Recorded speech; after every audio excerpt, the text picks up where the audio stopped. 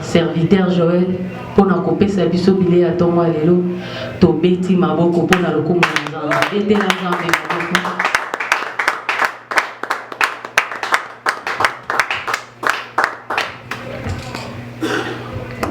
Alléluia. Amen. Alléluia. Amen. Est-ce que tu peux te laisser maboko makasi? Yesu ya pomina lo kuma alléluia. Elona Yesu Mesia. Liboso ya libota na yo Benginga estrima Liboso ya libota na yo Lelo na ye zambe na bomoy Liboso ya libota na yo Benginga estrima Liboso ya libota na yo Salela ngai yeso na ngai Bobele yo zambe na ngai Soki olobi yeso mesia Libota na yo ekoyoka yo Yozali na nguya nyoso Yako Pona ko utiliser conscience na yo comprendre que Dans un simple instrument liboso libota na yo Nandimi ke ngai moko na za elongo na bango pona ko yoka wapesa volonté na yo Koloba na biso pe komia na biso Emaloma na biso maloma na yo ezo bisika na mitema na biso na kombo na Yesu Mesia. Alléluia. Amen. Amen. Tofandi na kombo na Yesu Mesia. Bien-aimé, na pesi Nzambe merci pour la opportunité on Nzambe pesiga. Na pesi Nzambe merci et pas ya mosali na ye fidèle. À permettre que na matali sous le lot liboso ya libota na ye. Pour na koyeba ko transmettre wa bezali volonté ensemble. Na pesi pe merci. Et pas en déconnionso akutami kat nesika oyo la ligne na loba na yo eloko moko présence na yo aweza makasi na yo te présence na yo ezali volonté na yo te présence na yo ezali mayele na yo te mais bible ezotalisisa biso moko te akoya epai ensemble soki nzambe abengi ye te nazo rappele yo ke présence na yo awa eza nzambe moto abengi yo ekobima po comprendre que nzambe alingaki nazala na esika oyo po te nayoka wapi eza a volonté na ye. Alléluia. Bien aimé, na semaine passée tolobelaki na ntina ya kotika ete nzambe atambwisa biso e mardi tolobelaki ntina eke wapi ezali pape ya molimo mosantu. Et le long de l'île qu'on rappelle le comme dans Actes chapitre 2 verset 1 à 4. Quand la Bible est allée sur Bisoboui, tant que mon ya Pentecôte et Komaki, bandiminion sont basanganaki et sigamoko. Nambala moko makelele e uti na likolo. Ezalaki lokola mo pepe makasi. Et tondisinda komo bimba. Esika bango bafandaki bongo bamoni biloko epimeli bango lokola moto pe ekabwani ezalaki lokola lolemo pe eyei kofanda na mitu ya moko na kati na bango nyonso bayei kotonda na molimo mosantu babandi koloba na minoko mosusu ndenge molimo azalaki kotinda bango. Alléluia. Amen. Alléluia. Amen. Awa Bible explique biso ndenge nini molimo etukaki awa na mokili. Ndenge nini molimo ekitaki awa na mokili epe bilembo nini nini oyo elakisaka ete batu oyo baza na kati ya molimo mosantu? Cela veut dire batu bamonaki bilembo lokola lolemo na butu ya moko na moko ezalaki bapotre te. Bien aimé, tant tozolo bapotre na ebandeli tangu bazalaki na Yesu Mesia babengamaki ba disciple. Alléluia. Amen. Et signification apôtre et koloba motindami. Alléluia. Voilà pourquoi ce qui est dans Matthieu chapitre 28 verset 19 à 20 au moment que Yesu zotinda.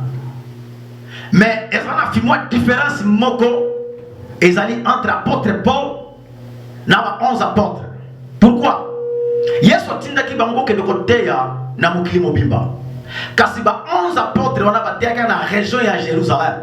Mais tango apôtre Paul, tamba bega apôtre Paul a soukaki kaka na Jérusalem te. Abimaki, voilà pourquoi comme on est que ba na Bible comme on est que apôtre Paul a salaki koleka ba Pierre baba bande comme sous. Alléluia.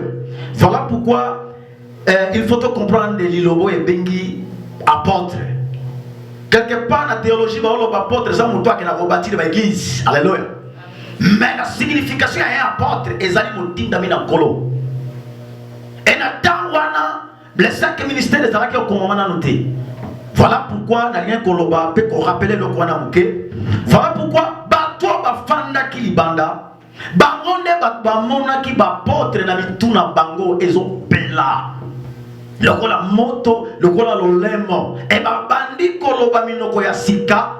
Nenge molimo abandaki kotindela bango. Voilà pourquoi tolobaki eke bapôtre tango bakotaki na prière. Na prière na bango ba préparaki te ke ba pona apôtre Pierre na Barnabas ba kende côté ya sangomala. Mais na kati ya prière molimo mosanto a rappelé bango ayebisi bango bo pona apôtre Paul na Barnabas bakende côté ya sangomala. Ezalaki programme ya batute mais ezalaki orientation ya Saint-Esprit. Voilà pourquoi tu détailles que le komoko na katia église ba pesaka programme et pas en moteto pour azali proche na yo pour otambola kanaye pour solola kanaye quelque part to saka tangu na ndenge yo lingaka mais ba pesaka programme et pas en moto selon orientation ya Saint-Esprit. Parce que ce qui le Saint-Esprit nous doit tindibino bo pesa mutona musala. Donc comment la différence est que oye kobima katinaye et kozala maloba na yete mais kozala orientation ya Saint-Esprit. Alléluia. Tout le monde a que tango bapôtre baponaki a Paul na Barnabas tango bazali kotambola bakomi na mboka moko molimo santo ayebisi bango na mboko boteya te. Voilà pourquoi la lobaki que moto tambola na orientation ya Saint-Esprit ye asalaka te mais molimo nde asalaka kati na ye. Alléluia. Na sanga ki fumwa siba selon makambo ndenge ya orientation ya Saint-Esprit. Mais le loto li kolobela tina ya o que Deus está em Gigi para nós. Eloko ninyo nzamba zo senga biso poete to tambola elongo na ye. Alléluia. Sous le thème alléluia bona. Eloko nini nzambe azo oblige biso poete to tambola elongo na ye. Toye komona na Mikeya kozwa Mikaï ou kozwa Mikaï na Mikeya chapitre 6 verset 8. Mutu akomona ngo akosunga biso tangela biso Mikeya. En portugais Mikeias. Michel. Capítulo 6 versículo 8. Place sikoyo lelo tozali kosuki sa teme na biso kotambola elongo na Nzambe et puis toyekoyeba sikoyo ndenge nini tosengeli totambola elongo na Nzambe parce que bato mosusu bakanisaka kotambola elongo na Nzambe. 6 verset 8. Alléluia.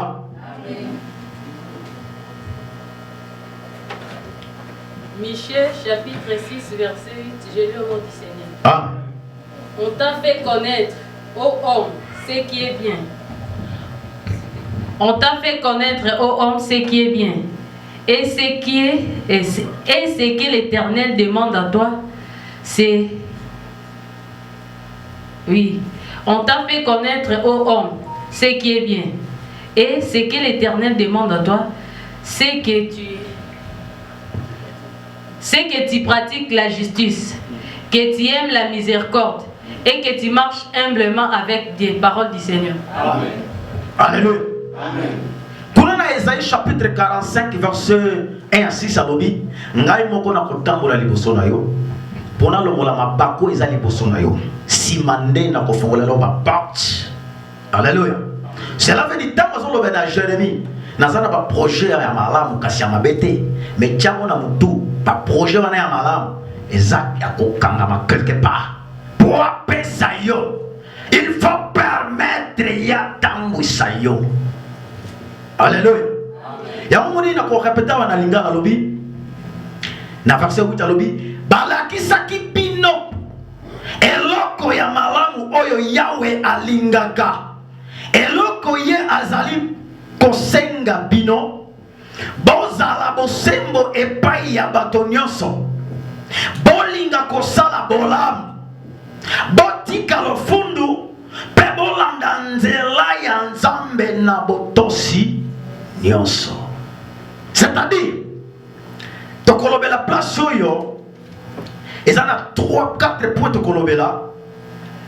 Alobi premier point alobi bozala bosembo na bato nyonso.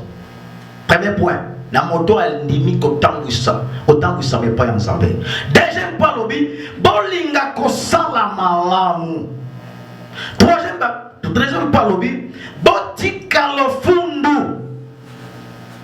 Na quatrième point alobi bolanda nzela ya Nzambe na botosi nyonso. Okomona ke na Bible elobi na biso ete nkolo Yesu Mesia atambolaki ndenge Nzambe alingaki. Voilà pourquoi betaki tolo ngai te mutu nazo sala. Mais oyo na utake na yokake pa ya papa ya monga nazo yebisa bino kutu ye moko aza elongo nanga. Alléluia. Chikoto kitiskoto pamos définir cada ponto desse.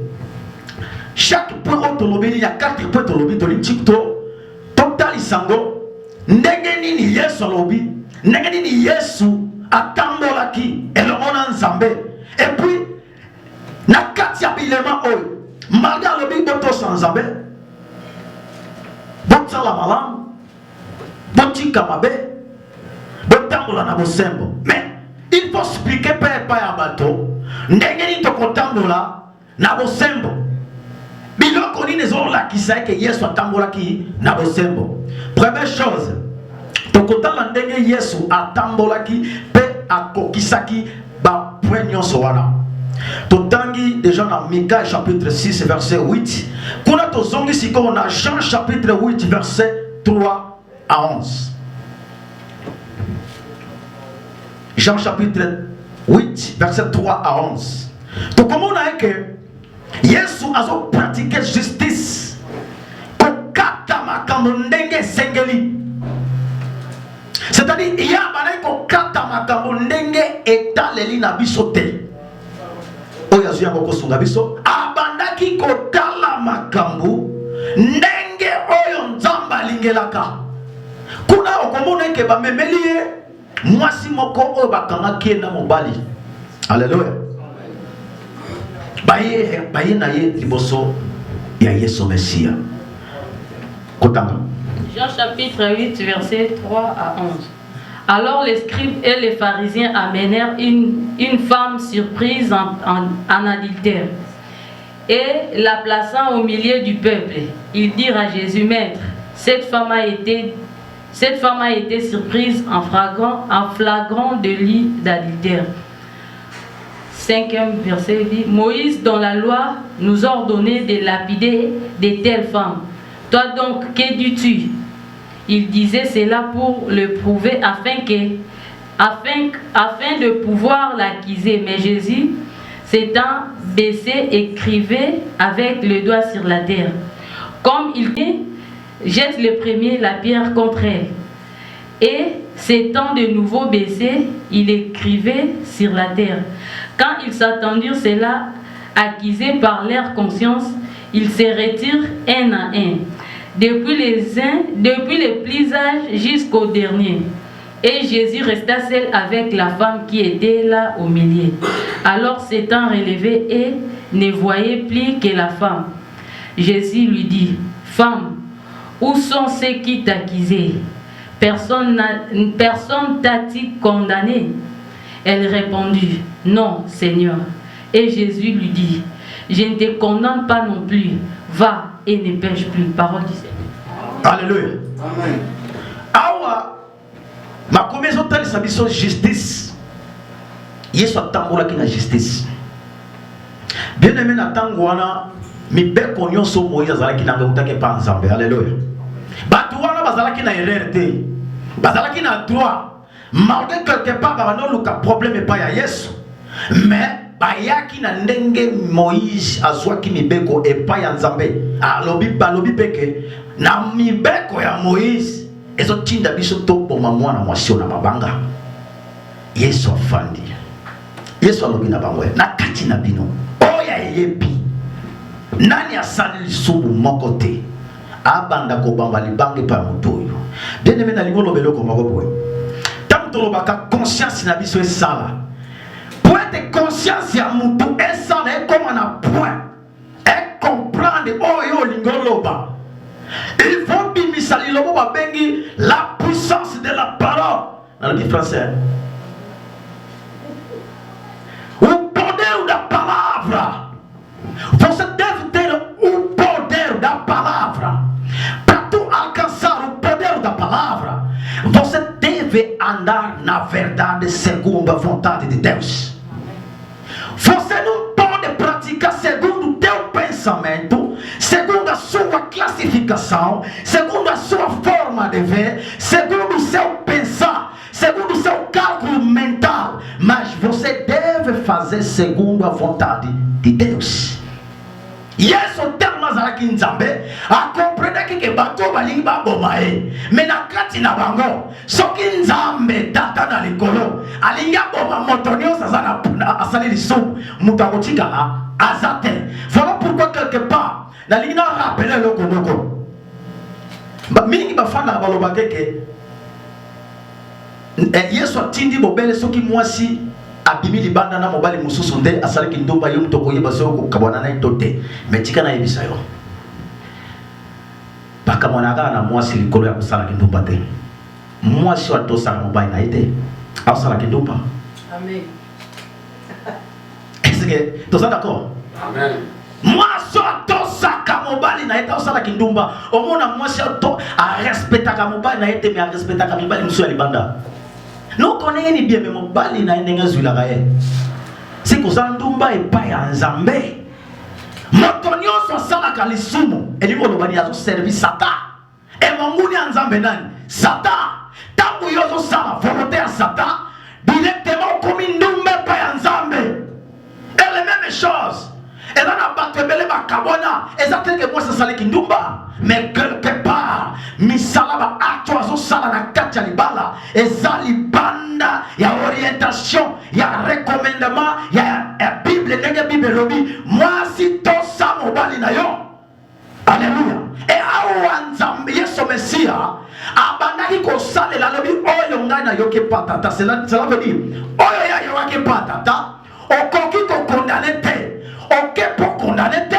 OK pour accompagner normalement na ndenge odisto pasakate mais Yesu ayaki selon Jean chapitre 3 verset 16 alors dit aye na moto ya kondimela Yesu ali abika c'est ko bika za na domaine ebele na moto azali bloqué quelque part tellement ndimi Yesu mokonzi pour bikisi okomi débloqué oyo ezalaki difficile ikolo ya kotambola longo na Yesu ekomi facile. Cela veut dire moto oyo ndimi Yesu mokonzi po mobikisi asuki kaka na koyoka te pe kotia justice si na ndenge nzamba lingaka moto wana Bible quelque part et bon saninga lobi soki etamboli na yo eza malamu mabe ekwela wapi.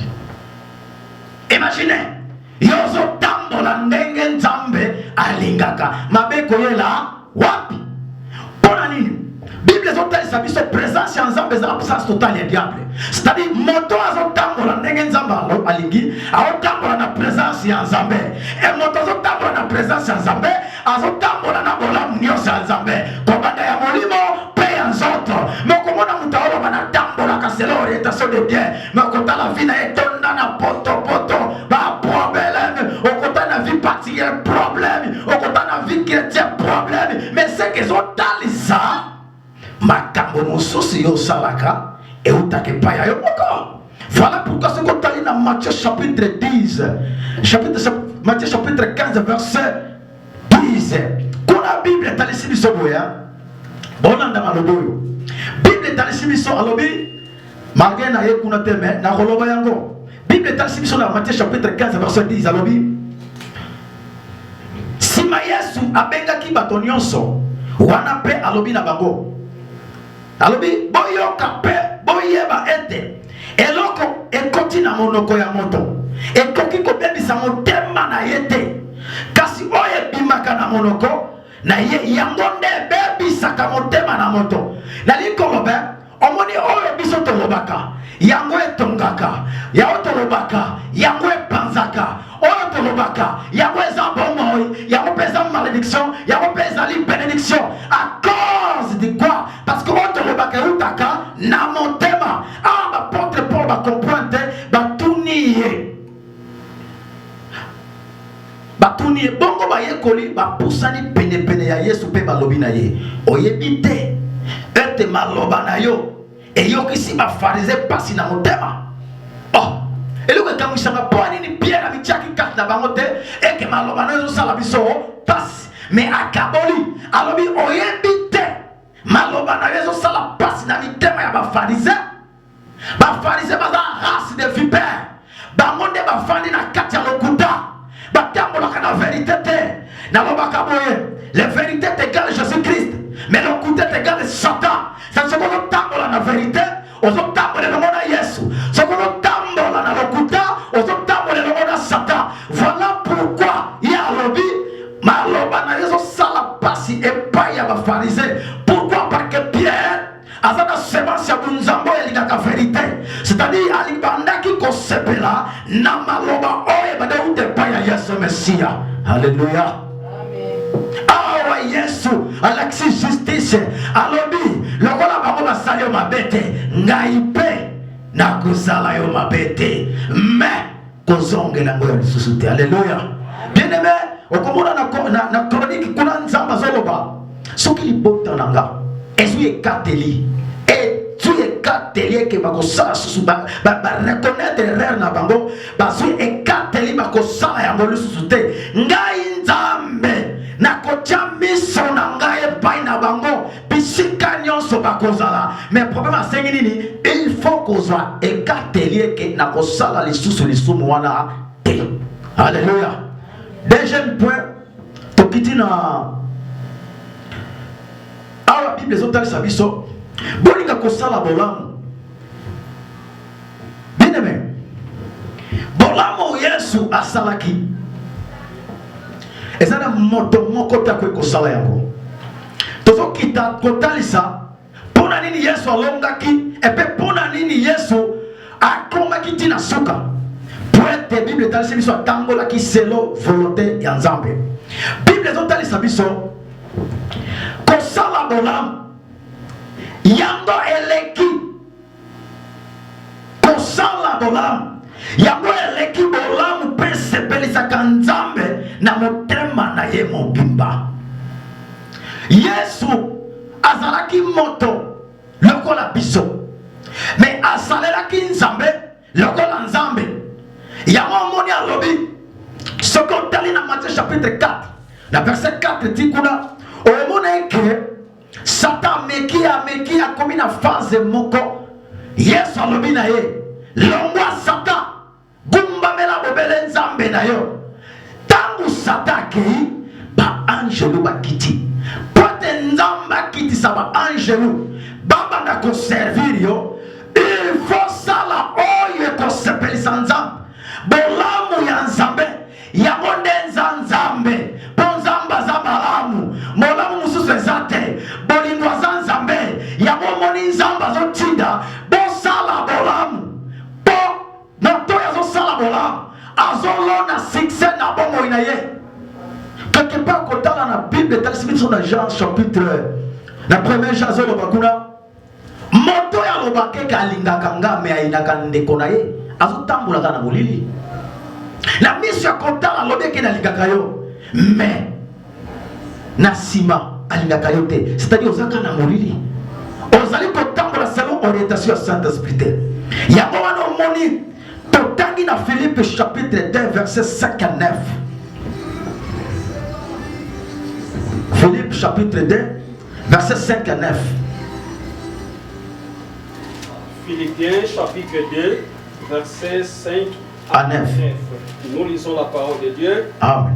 Et en vous les sentiments qui étaient en Jésus-Christ, lesquels existaient en forme de Dieu, n'a point regardé comme une proie arrachée d'être égal à Dieu. Mais s'est dépouillé lui-même en prenant une forme de serviteur, en devenant semblable aux hommes, ayant paru comme un simple homme. Il s'humiliait lui-même, se rendant obéissant jusqu'à la mort, même jusqu'à la mort de la croix. Verset 9, c'est pourquoi aussi Dieu l'a souverainement élevé et lui a donné le nom qui est au-dessous de tous les noms. La parole du Seigneur. Amen. Alléluia. Kuna Bible totalisa biso malamu alobi na kati na bino bozalaka na makanisi ndenge moko na oyo uti na Kristu Yesu ya azali ndenge moko na Nzambe kasi azalaki na makanisi te ya kowela kokoma na Nzambe alobi kasi andimaki kozala ndenge moko na moumbu akomaki lokola bato nyonso azalaki komona na nzoto moko ya bomoto Kristu amikitisaki penza atosaki tina liwa ata liwa ya ekurusu yango wana Nzambe atombolaki ye koleka pe apesi ye bokonzi monene oyo leki na likolo pe na se. Cela veut dire Nzambe alobi na Esaïe alobi matoi nanga eza kokufa te pona koyoka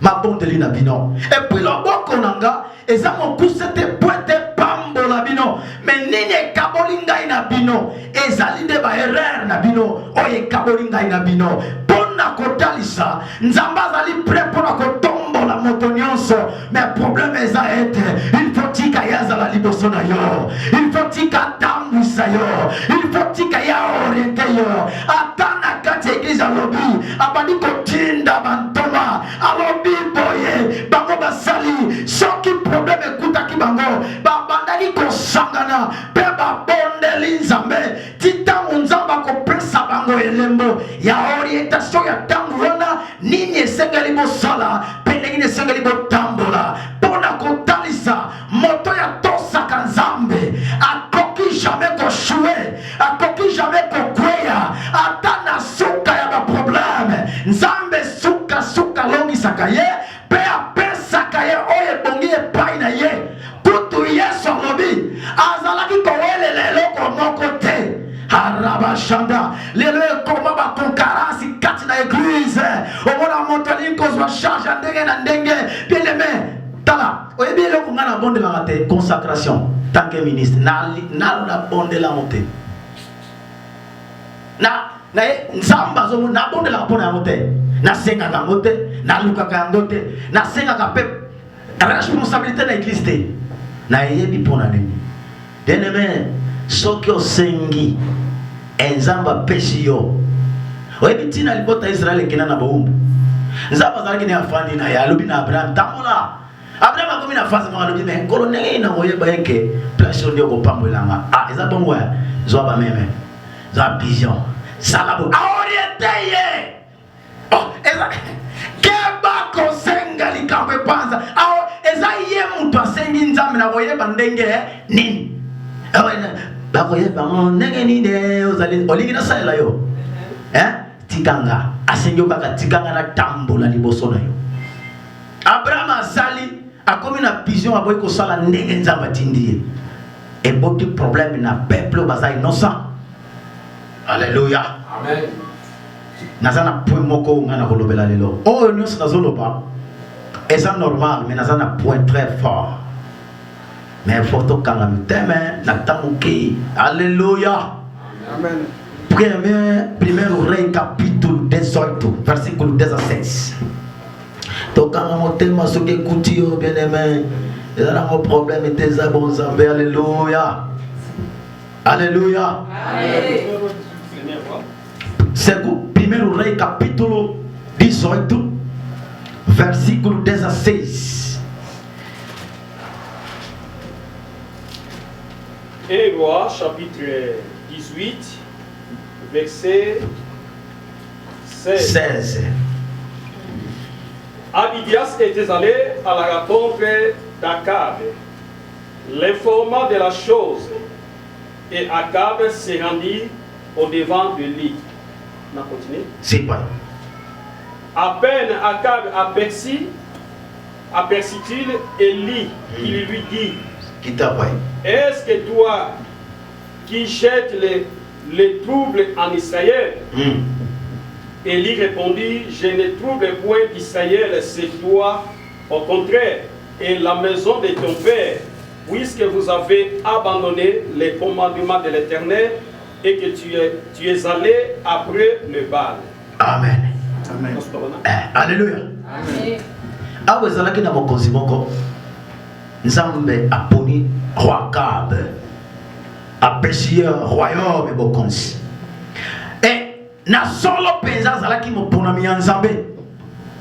Akab azalaki moponami ya nzambe, mosali na nzambe, mais ekomaka azalaki na baproblème na ndako na ye baproblème ezalaki na ndako na royaume na ye ayebaki makolo mpe motu te place ebanda utela, mais eloko oyo ezalaki na mutu na ye oyo diable amfutaki mingi kati na roi akotaki na motu ya Zizabel.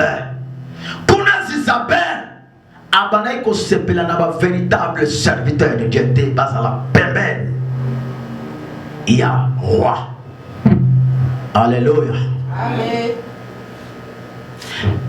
Zizabel azalaki na ba prophète na ye, Akab pe azalaki na ba prophète na ye, mais problème ya Zizabel tellement azalaki moto monde mosusu ayebaki soki mosali ya solo akangami na roi akotambola selon volonté ya nzambe. Alléluia.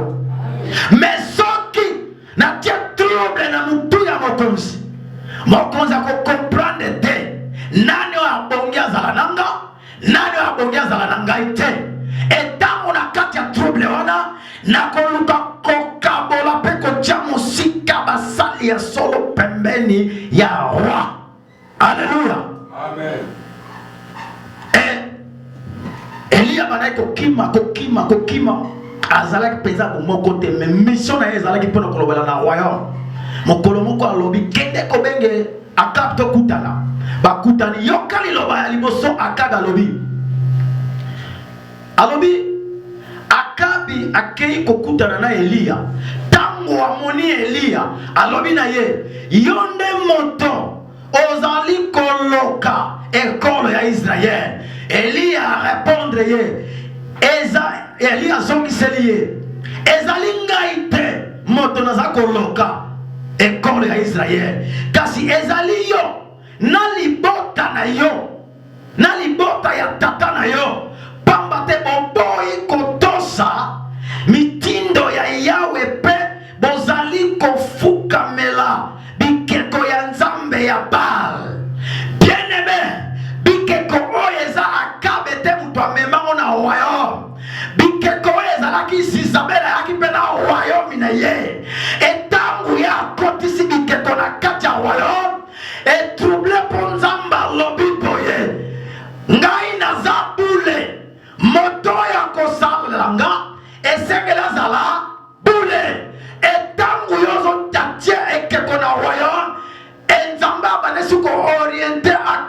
parce que ezalaki na banzambe mibale. Alléluia.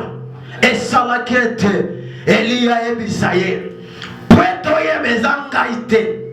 Benga ba prophète na yo tomata na ngomba tobelela nzambo akela likolo na se tokota mabondeli quelque part programme pa yozwaki tokota na mabondeli. Bien aimé, c'est ça la solution place trouble ezali.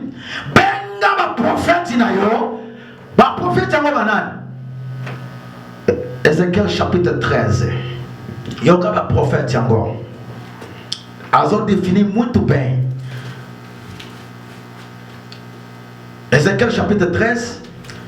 Na otana on a lingala po biso sto comprendre. Alobi yawa lobi na ngai boye sikoyo yo moto loba na basi ya Israel oyo basakolaka na mituna bango moko sakola makambo na bango ya mabe lobela bango ete ngai yawe na lobi boye bokozwa etumbu bosalaka biteni ya kokanga na maboko pe bitambala ya minene ndenge na ndenge pona kolongola bomo ya bato bolingi kozwa bomo ya bato ya ekolo na ngai pe kobatela oyo ya bino moko bozali kosambwisa ngai na miso ya bato na ngai pona kozwa mwa mbuma ya argent pe mwa ndambu ya mapa bozali kokosa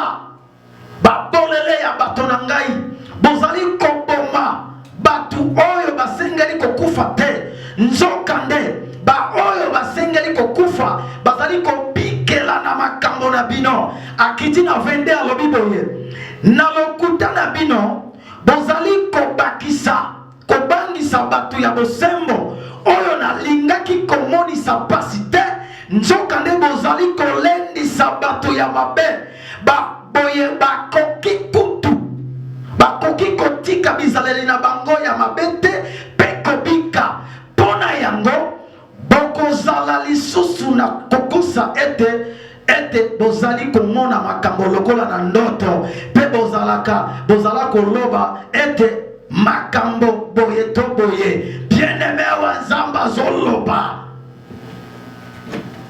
na basi oyo balobaka makambo utaka na mituna bango oyo bazali kosala pe kotrouble basali ya nkolo mosali na nzamba avazwa orientation me nzamba zoloba basi oyo bazali koya kotia makambo na mutu pe bazosala makambo ya ndenge na bango bazobatela bato oyo bango balingi na ndenge na bango pe bazoniokola ba oyo basengeli konyokwama te. ezolakisa biso eke na tangu wana wayome banai kotambwisama na orientation ya Saint-Esprit te me banai kotambwisama c'est le calcul ya bomoto. Voilà pourquoi komona na ba église lelo mutu azozwa temi selo etant ya église za ndenge ni mikolo eloko ni ezo perturbar biso mais elini esengeli toloba peut toyeba kofre comprendre batu. Bien aimé batu bakoloba amen mais amen wana ko édifier batu te batu bakoloba amen mais amen wana ko kangola batu te amen wana ko longola batu na captivité te amen wana ko pambola batu te parce que c'est le calcul na bino mais always orientation ya Saint-Esprit. Bien aimé na yebisi yo soki nzamba lobi maloba na yeso makate kinoko tokisa oyeke yesu nyoso ya salaki ezalaki ok beba na to tokisama pote ezalaki yete mais ezalaki les orientations de Saint-Esprit.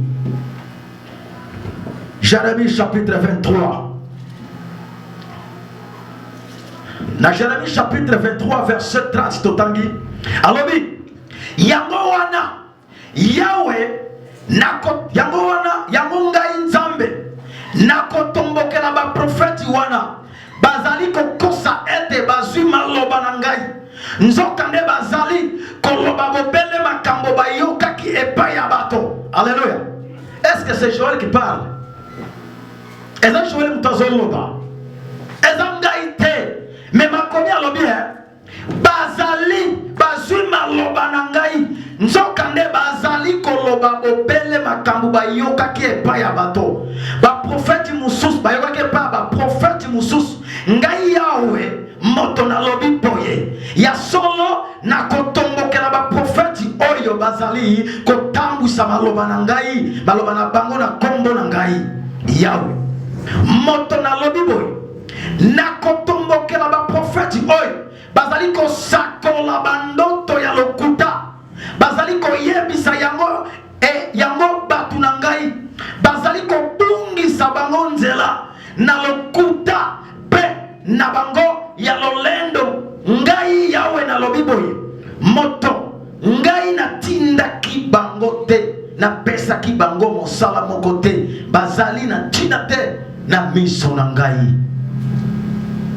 loba oyo nzambe alobi epai na yo soki oloti ndoto na yo loba ndoto wana na bato ndenge oloteli yango koloba teke nzambe alobi na nga bien-aimé soki olobi liloba oyo euti epai na yo moko bato bakoyoka bakotosama te mpo eza yo te nasepelaka na Josue mokolo moko atindi bato bakende kobunda na formalité to na ligne na bango babando longa bakomi kuna babomi bango mais tala eloko Josue asalaki Joshua atombokelaki bandimi te Joshua atombokelaki peuple ya Israël te mais Joshua baloli elongi epai ya Nzambe alobi yo olobaki na nga na Joshua chapitre 1 verset 8 kuna ozoloba okotambola na nga ndenge otamboli na Moïse ndenge nini yo permettre peuple ekufa seke yo okosi nonga abalukeli Nzambe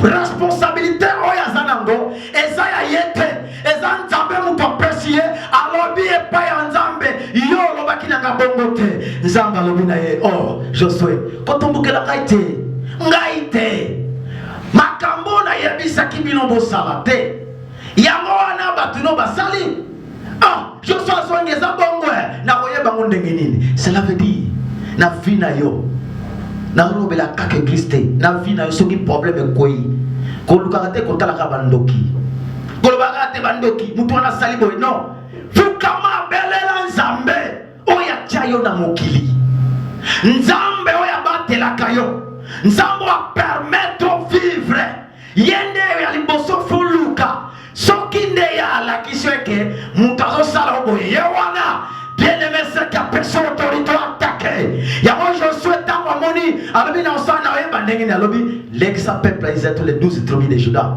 zwa nzeke na yo ngai na kolakisa yo mutu bien-aimé mutu amonanaki Nzambe alobi mutu na boma ye botumba ye na biloko nyonso la orientation de Dieu soka ta obomi bien-aimé soki Nzambe atindinga boma frère Mathéus na koyela mon frère na bopanza yo fort Nzambe mutatindi eza ngai te alléluia Nzambe atindi Saul kende kuna boma bango abomi mokonzi oyebi nani abomba mokonzi wana Samuel le prophète de Dieu aye wana alobi tala bobibisala mokonzi wana abomi na misu ya roi Saul bakamwe alobi kutu ndenge yoza wana obebi na yo alléluia a orientação de Deus é o sucesso de tudo que você vai fazer. E agora alobi na Isaías 45 ngai na tambola liboso na yo parce que na lobaki dimanche mabaku wana eza liboso mabaku musozo kokolongola mais alobi mabaku il faut na tambola liboso na longola mabaku wana sima na fungolo ba porte ezotalisa biso makambo mususu ya vie na biso toza capable de kolongola ngo bopele ye Nzambe enani oyo akotika Nzambe atambola liboso na ye pour être ayeba convivre gloire ya Nzambe mokolo moko na 2004 na tuni pasteur Jacob wana bandi pena agi ngana bananga sika 2004 yoke loko sana tuni pasteur nasala nini poete nazala na kimia na mokilio pasteur atalinga pasteur Jacob pesa atalinga alibi bandele songa lobi nasala nini poete nazala na kimia na mokilio aibisinga fo kufa natalibi alibi pa nini fo kufa ali nini kasi ko kufi makama mokilio etali sute mais sans cause vivre jango il y a le problème, mais il y a la solution. La solution, la solution, il faut tambola. Alléluia. Sans qu'il tambola na orientation ensemble, il y a le succès, il y a le développement. Difficile et comme facile. Problème, il y a Moïse pour combattre Zanini. Pour ça qui s'est loyé. Nzamba pesier. En tout cas, maintenant, on a Nzamba pasteur Timothée. Nzamba pesier. Du commandement, que nous personnes à peuple. Nous avons monarchie peuple, bazo sala lisumu. Mais atala ki angote pona ni poe baki no peuple wana na peshi bango, balo na ngaite. C'est-à-dire ceux qui na bomine bango, bazana lisumu te. C'est-à-dire il faut na pesa bango, loi nanga.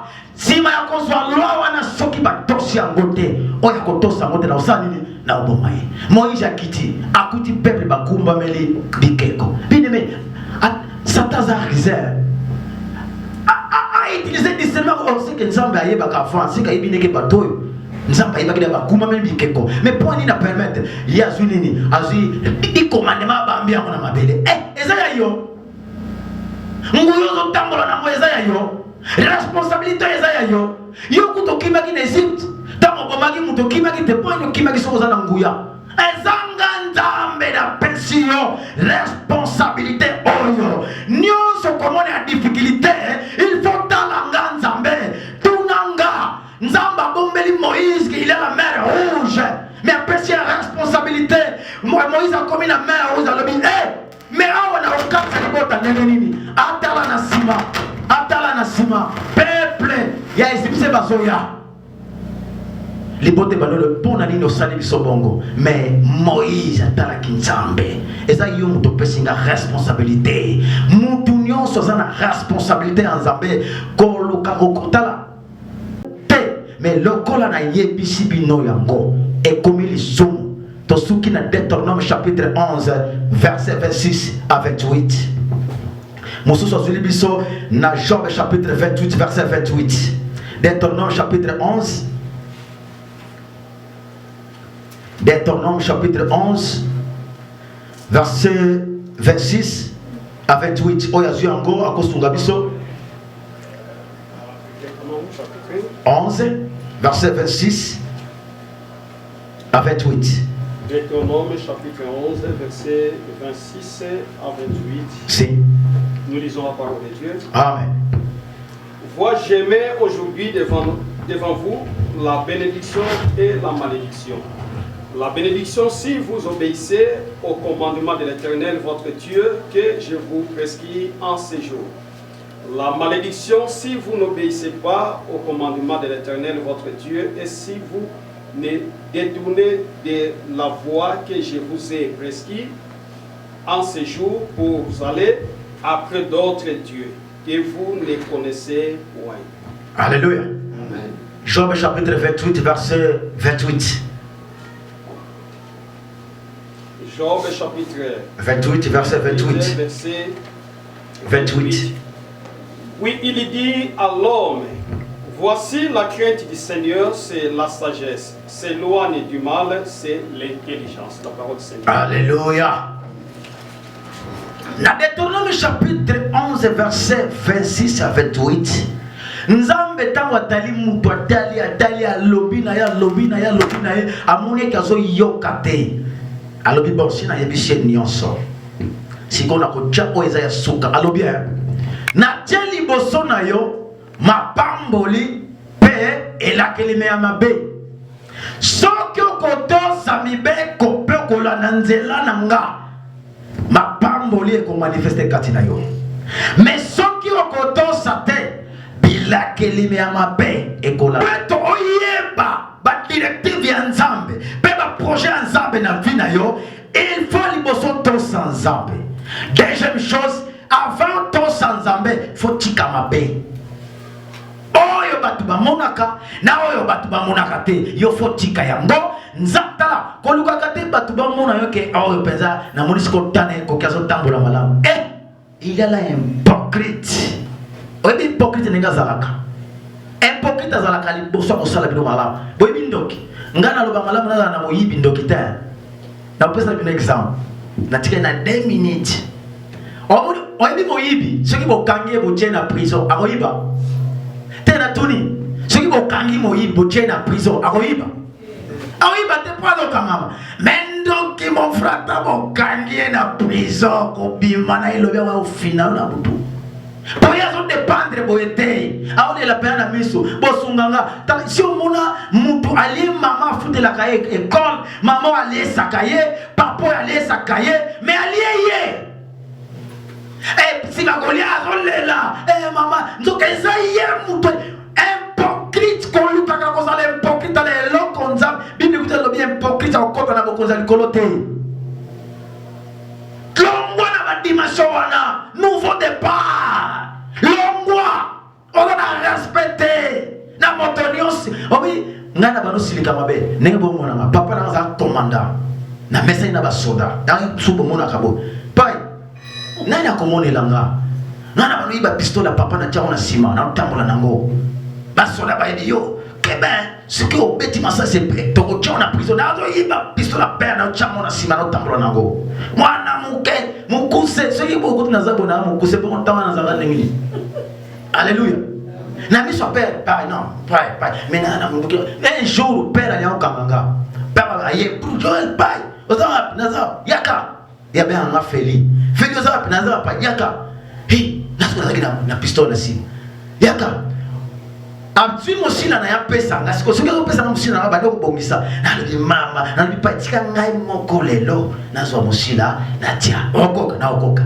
taleza ka kilo na mona pasi ko tia mosila wana likola hypocrisie po mundu kezaki na sima haleluya tika hypocrisie tambo malamu ngai yo mona mabena ngosoko moni yango keke pande ngo moni yango na sili eza sote yo zo taila ngana za su kuna te na avancer pour na nini na yebi hypocrite ça ma benzamba c'est plaque d'hypocrite alléluia si tunga moi c'est ça lo kindumbe mais oko samate so ko singa na même temps na sona confiance na yote mais soki na zo na mobali quelque part na ko limbisa yo alléluia mais soki ko singa na mo de sata yo moi si na ko sanga oza sunne ko na ngate alléluia tambola elongo na nzambe Nzambe akoyeba kokokisa bilaka oya chana bomo ina yo et puis dans sans Nzambe pozwa maele alléluia na vina yo kokonda na kabatu te ce que mon problème tala Nzambe achona na mokili oyo ya yebi pona nini ezo salemela bongo akolobela yo enzela ya kosola na Nzambe c'est la prière alléluia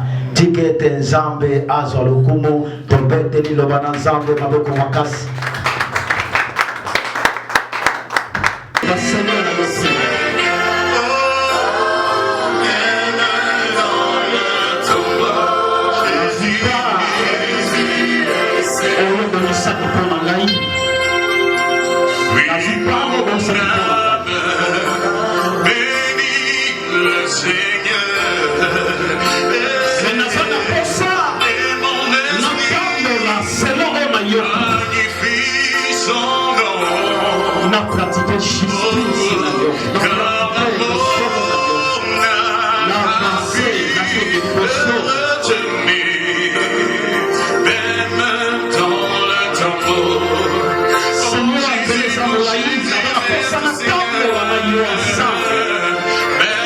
Ensemble,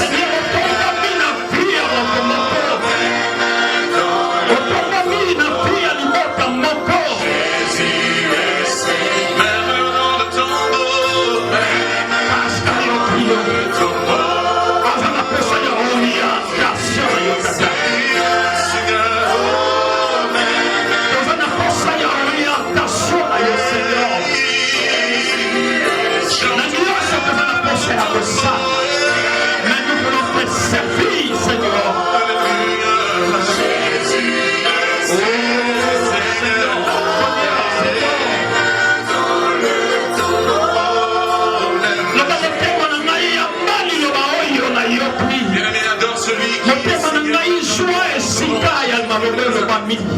Nazana posa na yango. Le troisième jour, il a Nazana posa na ngo parce que yango eza bo et il est sorti triomphant de yango de posa na tango nyonso na kumi yo na Nzambe. Yango eza ko persévérer na tango nyonso. Atango nyonso na koki komona na miso na ngai mais Seigneur nalingi na tambola na yo. Poyo za bomoi ba batambola na yo ba yo kasona te. Ata la dernière minute, Seigneur, yo change ma vie na bango. Yo transforma, Seigneur. Isaiah bango, Seigneur. Tu es le nom de maître, Seigneur. Il a ma mission, Seigneur. Seigneur, c'est ma terre. Jésus, Oh Seigneur, merci. Seigneur. Merci Seigneur pour la vie de votre les associés à Sali.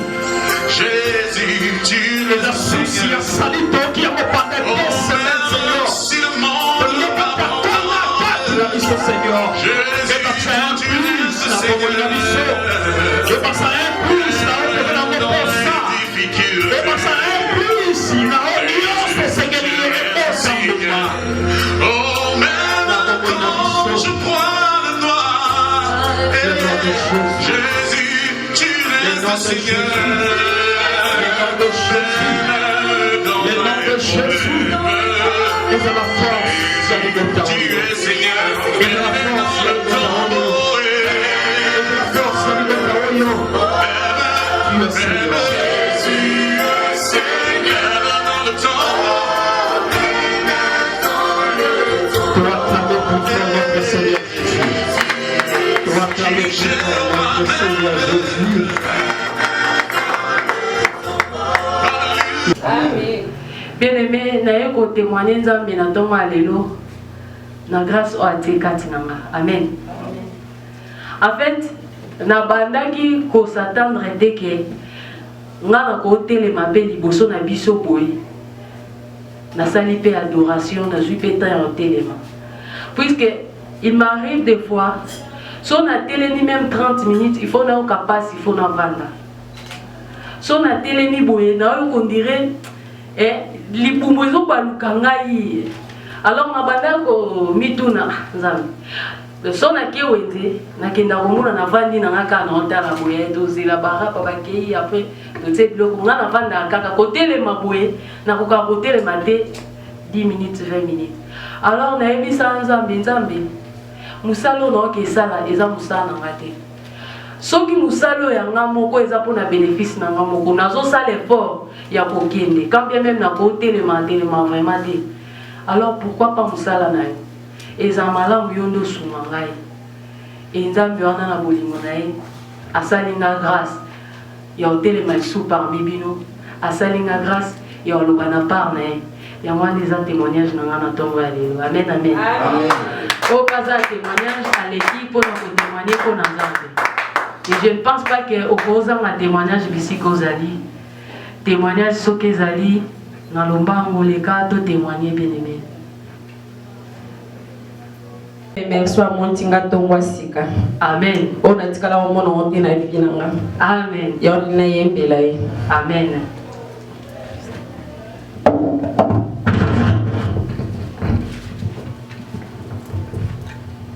Oui Jésus c'est mon sauveur. Oui Jésus c'est mon sauveur.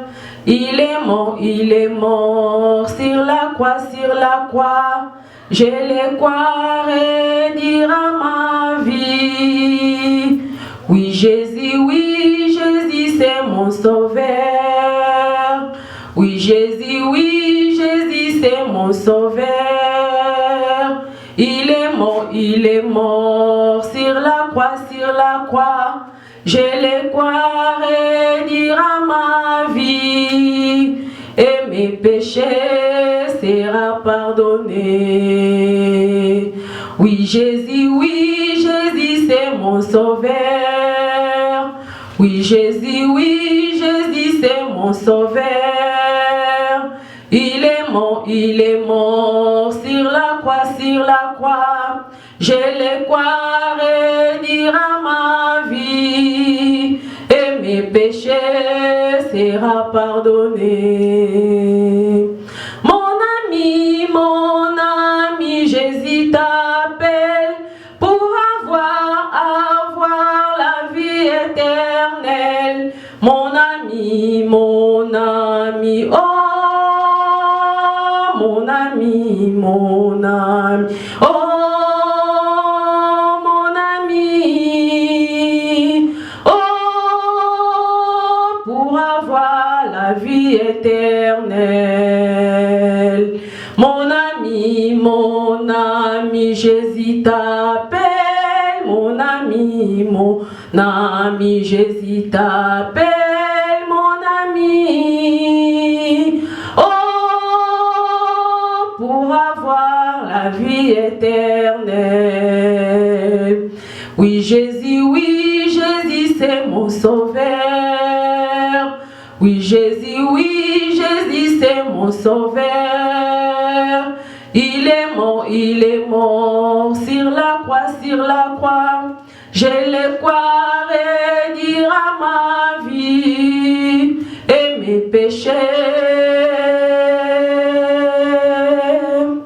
Qui encore peut sauver le monde entier?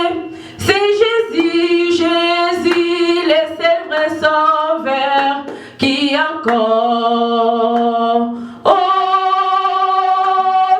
encore peut sauver le monde entier? Qui encore peut sauver le monde entier? Qui encore peut sauver le monde entier? Qui encore peut sauver le monde entier? Qui encore? C'est Jésus, le seul vrai sauveur. Qui encore peut sauver le monde entier? Qui encore peut sauver le monde entier? Qui encore? C'est Jésus, le seul vrai sauveur. Qui encore peut sauver le monde entier? Qui encore peut sauver le monde entier? Qui encore? C'est Jésus, le seul vrai sauveur. Alléluia. Amen. Alléluia.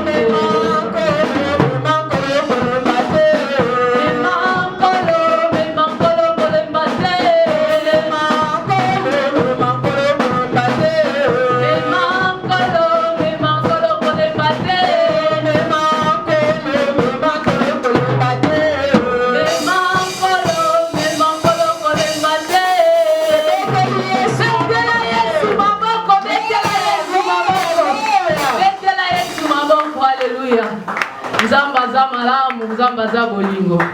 Amen. Esprit du Père. La puissance de Dieu éternellement. Oh oui, je t'adore. Manifeste-toi dans chacun de nous.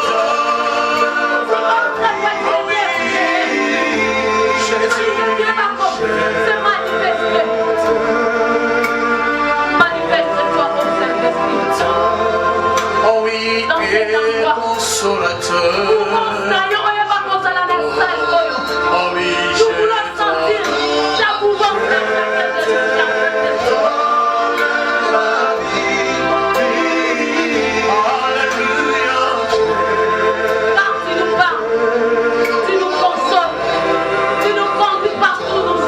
Ce soir, Esprit divin. L'Esprit de Dieu, l'Esprit de l'Éternel, cher Saint-Esprit,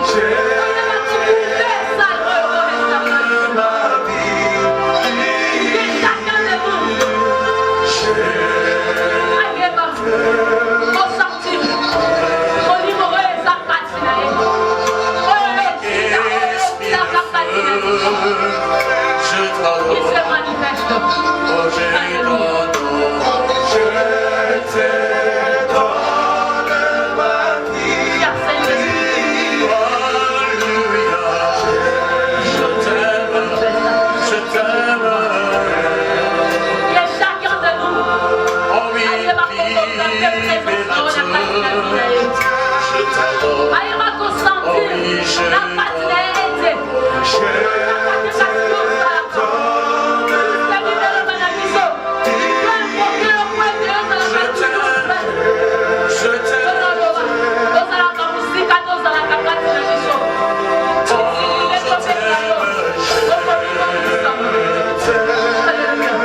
Manifeste-toi, mon cher Esprit des dieux, je t'aime.